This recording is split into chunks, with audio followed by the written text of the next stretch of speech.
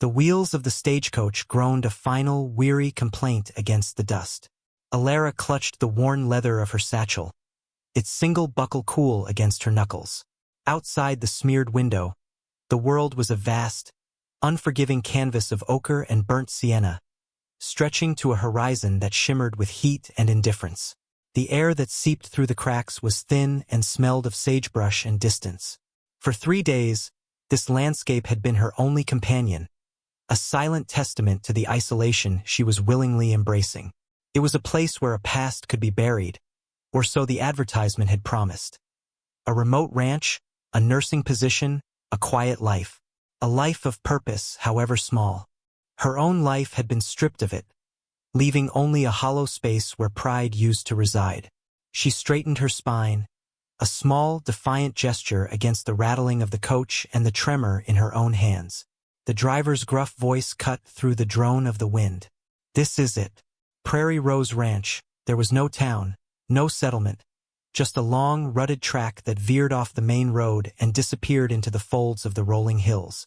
A lone figure on horseback waited where the track began, silhouetted against the sinking sun. Man and horse were a single, still sculpture of shadow and strength. As the coach drew to a halt, the dust settled like a shroud. Alara stepped down, her boots sinking into the fine, powdery earth. The man dismounted in one fluid motion. He was tall, built of the same lean, weathered material as the fence posts that lined the road. His face was geography, mapped with sun and wind, his eyes the color of a stormy sky, holding a quiet, assessing depth. He removed his hat, revealing hair the color of dried wheat. He did not smile. Miss Vance, his voice was low, a gravelly sound that seemed drawn from the very ground beneath their feet. I'm Silas Cole. Alara gave a stiff nod, her throat too tight for pleasantries. Mr. Cole, he gestured toward his horse, where a pack mule stood tethered. I'll take your things. He handled her worn satchel and single trunk with a surprising gentleness, securing them onto the mule with practiced efficiency. There was no wasted movement in him, no superfluous word. He was a man shaped by necessity. The silence stretched between them, filled only by the whisper of the wind through the tall grass and the jingle of harness. He seemed to expect no conversation, and she was grateful, for her words felt like stones in her mouth. It's another hour to the house, he said finally. We'd best be moving before the light is gone. He helped her onto the spare horse, his hand briefly at her elbow. His touch was firm, impersonal, yet a current of startling warmth shot through the worn fabric of her sleeve.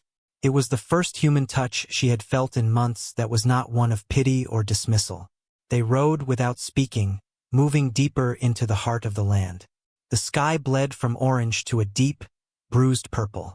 The ranch was a collection of sturdy, unadorned buildings nestled in a shallow valley, sheltered by a small grove of cottonwoods. A windmill turned slowly, its blades catching the last of the light. It was a place of profound solitude, a fortress against the world. A dim, yellow light glowed from a single window in the main house. My mother, Martha, Silas said, his gaze fixed on that light. The doctor said she needs constant care. She's frail, the word hung in the air, heavy with unspoken grief. He led her inside. The house smelled of wood smoke, dried herbs, and old linen. It was clean, sparse, every object having a clear and present purpose. In a room off the main living area, an old woman lay propped against a mountain of pillows. Her hair was a fine, white mist against the dark wood of the headboard. Her eyes, however, were sharp and lucid, the same stormy gray as her son's. They followed Alara as she approached the bed. Mother, Silas said softly, this is Miss Vance. She's come to help. Martha's gaze did not waver. A flicker of something, assessment, pride, perhaps a deep and abiding weariness, passed through them. Her voice was a dry rustle of leaves. So you're the one. Alara dipped her head. Mum, I'll do my best for you. She set to work immediately, a quiet efficiency taking over her. She checked Martha's pulse, her skin, the clarity of her breathing. She changed the linens, her movements swift and sure. Silas watched from the doorway for a time, his presence a silent, looming weight. He was an observer, a guardian. His stillness a stark contrast to her quiet industry. She felt his eyes on her, but she did not look up. She focused on the task, on the rhythm of the work. It was a language she understood, a purpose she could grasp. Later, after Martha had been settled for the night, Alara found a plate of stew and a chunk of bread left for her on the kitchen table. Silas was nowhere to be seen. She ate alone, the silence of the house pressing in on her. It was a lonely sound, but it was a peaceful one. The days fell into a pattern, dictated by the rising sun and the needs of her patient. Alara would wake in the gray pre-dawn, light the stove, and prepare Martha's morning broth. She would bathe her, brush her thin hair, and read to her from a worn book of psalms. Martha rarely spoke, but her eyes were always listening, always watching. Alara's relationship with Silas was one of shared space and unspoken understanding. They were two solitary planets orbiting the same fading star. He would leave before dawn and return after dusk, his clothes smelling of dust and sweat and horse. He would mend tack by the firelight, his large hands surprisingly nimble. She would sit nearby, mending his shirts, the needle a tiny silver fish darting through the rough fabric. Their conversations were fragments, functional and direct. The well pump is sticking. I'll see to it. We're low on flour. I'll be going to town Friday. What was left unsaid was a vast territory they navigated with careful, respectful distance. She learned the rhythms of his life through observation. The way he tested the wind before heading out, the gentle way he spoke to his dogs, the deep lines of fatigue that etched his face by the end of the week. There was an honor in him, a steadfastness that was as solid and real as the land he worked. He, in turn, seemed to see the competence and resolve beneath her quiet exterior. One afternoon, a week into her stay, the air grew heavy and thick with the promise of a storm. Silas had stayed back from the range, working to reinforce a section of the barn roof. Alara, finding Martha in a deep and peaceful sleep, decided the main room needed a thorough dusting. The room was Silas's domain, filled with the scent of leather and his quiet presence.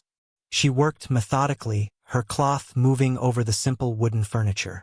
Her attention was drawn to the mantelpiece above the cold stone hearth. It was the heart of the room, the repository of the family's scant history. There were a few pieces of polished agate, a tarnished silver cup, and at its center, a single heavy frame of dark wood. It held a formal photograph, faded to sepia tones by the years. A family portrait. A stern-faced woman with hair pinned in a severe bun. A younger, healthier Martha. A boy of about 10, standing stiffly in a new suit. His expression caught between boyhood mischief and forced solemnity. It was unmistakably Silas. And standing behind them, one hand on the boy's shoulder, the other on his wife's chair, was a man. He had a handsome, confident face, a thick mustache, and eyes that seemed to hold a glint of restless charm. Alara's hand, holding the dust cloth, froze mid-air. The cloth slipped from her numb fingers and drifted to the floorboards. A sharp, cold breath caught in her throat. Her body went rigid, a sudden, violent stiffening of her entire frame. Every muscle screamed in silent recognition. She knew that face. She knew the careless tilt of the head, the faint scar that nicked his left eyebrow, the easy confidence in his posture. It was a face that had haunted the periphery of her memory for her entire life. A ghost seen only in one small, cracked photograph her own mother had kept hidden in a locked box. A photograph she had only discovered after her mother's death. It was the face of the man who had given her his name and then vanished before she was ever born. Her father. The room began to spin, the solid floor beneath her feet feeling like shifting sand. The air was thin, impossible to breathe. Silas, this quiet, honorable man, was her brother. The realization did not come as a shout, but as a deep, internal fracturing, a splintering of the fragile piece she had just begun to build. She backed away from the mantelpiece, her hand pressed hard against her mouth to stifle a gasp. She stumbled from the room, fleeing the ghost in the photograph, and ran out into the yard, heedless of the gathering storm clouds. The first drops of rain, cold and sharp, struck her face, mingling with the silent tears she could no longer hold back. The world she had found, this small sanctuary, had just become the very thing she had been running from. After that moment, the house felt different. The air was charged with her secret, and the silence, once peaceful, now hummed with unspoken words. The photograph on the mantel became a silent judge, its presence a constant, searing reminder. Alara moved through her days like a phantom, her efficiency now a brittle shield. She tended to Martha, her touch as gentle as ever, but her mind was a maelstrom. She would look at the old woman's sleeping face, tracing the lines of her jaw, and see the echo of the man in the picture, a man Martha had loved, a man who had built one life here while another was left to crumble elsewhere. Her interactions with Silas became exercises in taut control. She could not meet his gaze for more than a fleeting second, terrified he would see the truth in her eyes. The knowledge lay between them like a drawn blade. He was her brother. The word was an impossibility, a foreign object lodged in her throat. She found herself watching him constantly, cataloging the similarities. The way his eyes narrowed when he was concentrating, the set of his shoulders, the shape of his hands. They were her father's hands. But there the resemblance ended. Where the man in the photograph projected a restless, almost predatory charm, Silas possessed a deep, grounding stillness. His strength was not in what he projected, but in what he was: steady, reliable, rooted. He noticed the change in her. He was a man attuned to subtleties, the shift of the wind, the skittishness of a horse, the change in the light. He could not fail to notice the new tension in her, the way she flinched if he came up behind her too quietly, the way her answers to his questions became even more clipped and evasive. He did not press. It was not his way. Instead, he watched her with a quiet, troubled concern. One evening, as a cool front pushed through and a fire finally crackled in the hearth, he spoke into the quiet space between them. "You're not settled here, Miss Vance." It was a statement, not a question. She kept her eyes on the sock she was darning, the needle moving in frantic, tiny stitches. "The work is satisfactory, Mr. Cole." "The work, yes," he said, his voice a low rumble. "But your spirit is not. This land, it requires a quiet spirit. Yours is shouting." Her hands stilled. She could feel his gaze on her, patient and heavy. She could not bring herself to look up, to face the ghost of their father that stood between them. A few days later, the garden called to her. It was a small, neglected patch behind the house, choked with weeds, the earth dry and cracked. It was a problem she could solve. She found a spade and a hoe in the barn and set to work, pouring her turmoil into the soil. She ripped out thistle and crabgrass with a vengeance, her muscles screaming in protest. It was a cleansing, a punishment, a prayer. She worked until her hands were raw and blisters formed on her palms. The second day, as she was wrestling with a particularly stubborn root, a shadow fell over her. Silas stood there, holding a pair of thick leather gloves. He didn't say a word. He simply dropped them on the ground beside her and walked away. The next morning, he was there beside her, his own hoe rising and falling in a steady, powerful rhythm. They worked together in silence, the scrape of metal on earth and their synchronized breathing the only sounds. He showed her how to properly break up the clods of dirt, how to feel the texture of the soil to know if it needed water. He brought out a small pouch of seeds: squash, beans, corn.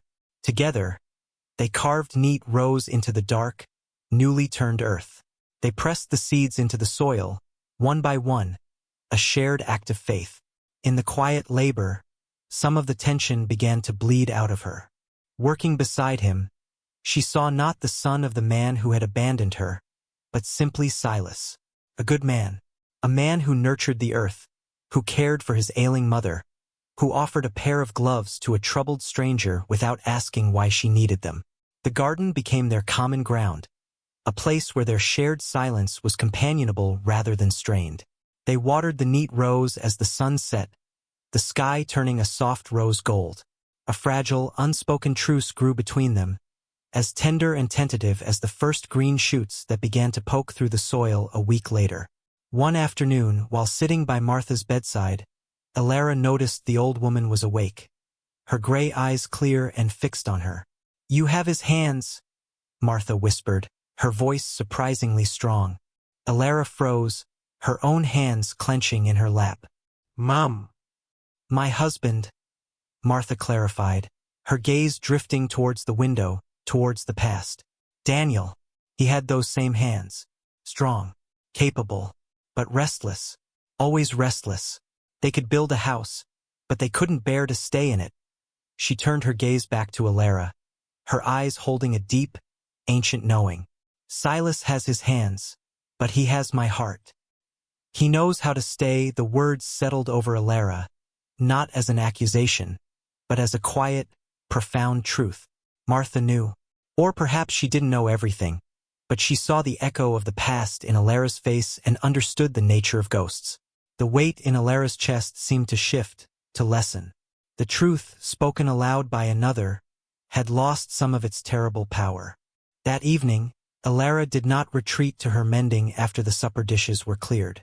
She walked to the mantelpiece and stood before the photograph, her hands clasped tightly behind her back. She studied the face of Daniel Cole, her father. She felt no anger, no hatred, only a deep, hollow sadness for the man who could not stay, for the life he had missed, for the daughter he never knew and the son who had to become a man in his absence. Silas entered the room, his footsteps soft on the floorboards. He came to stand beside her, his shoulder nearly brushing hers. He did not look at the photograph. He looked at her. "My mother tells me he was a traveler," she said, her voice barely a whisper. It was the closest she could come to the truth. Silas was quiet for a long moment, his gaze distant. "He said finally. He looked at the horizon the way a thirsty man looks at water. Some people are built for leaving. I suppose he was one of them." There was no bitterness in his tone, only a flat, weary acceptance.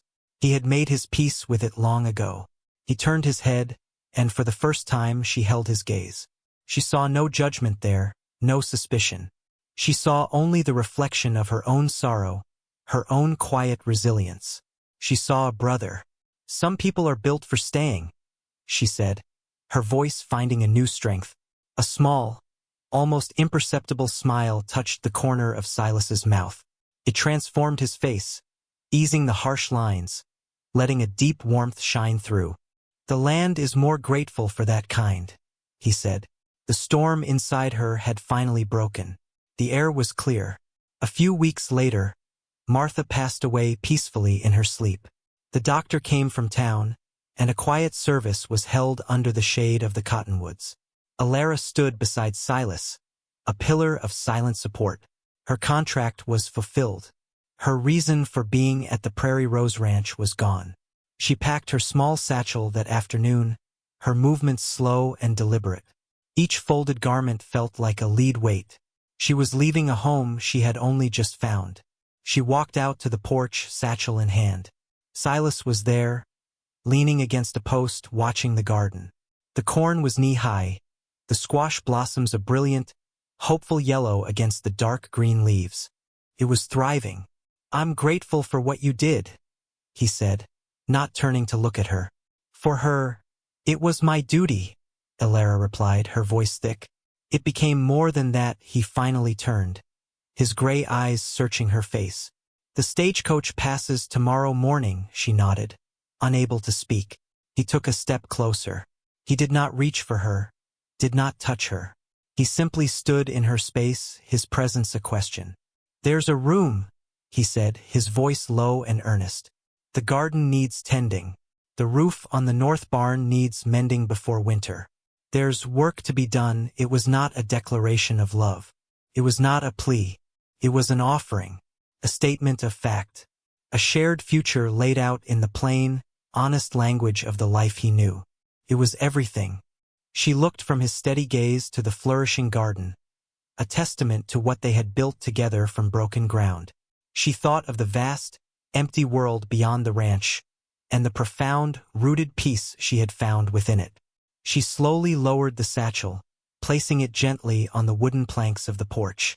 "The soil looks like it could use more water before evening," she said.